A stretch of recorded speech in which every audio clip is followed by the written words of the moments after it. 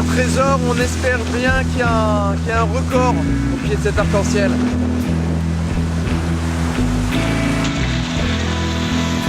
Un record pour ce week-end, logiquement, d'après les routages. Mais bon, il y a encore du boulot. Là, c'est les dernières heures qu'on fait vers le nord-ouest, d'ici ce soir, sur les coups de 23h TU, bien évidemment. On va attaquer par faire du nord, puis du nord-est. Enfin se rapprocher de Ouessant et arrêter de s'éloigner un petit peu dans cette remontée de l'Atlantique Nord. La prévision, c'est la nuit du 6, là, du vendredi 6 janvier.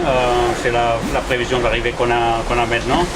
Ce qui a fait de faire le tour, c'est cette belle anticyclone posée entre les Açores et l'Espagne qui amène une dorsale très grande qui va presque jusqu'aux États-Unis. Alors on a fait un peu le grand tour pour être sûr de prendre le prochain train, et le prochain train étant la prochaine dépression qui arrive. Et pour préserver le bateau, je pense que ça c'était la route la plus sûre. De toute façon, ça se jouait à combien de temps à peu près la différence entre les deux routages? La différence entre les routages, c'était pas tellement, c'était au plus 8 heures, aux alentours de 8 heures, peut-être une dizaine, en considérant qu'on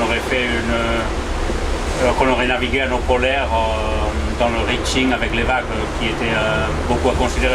Alors la réalité, en fait, c'est que le déroute aurait revenu au même, mais celle qu'on a prise est plus sûre pour l'intégrité du bateau.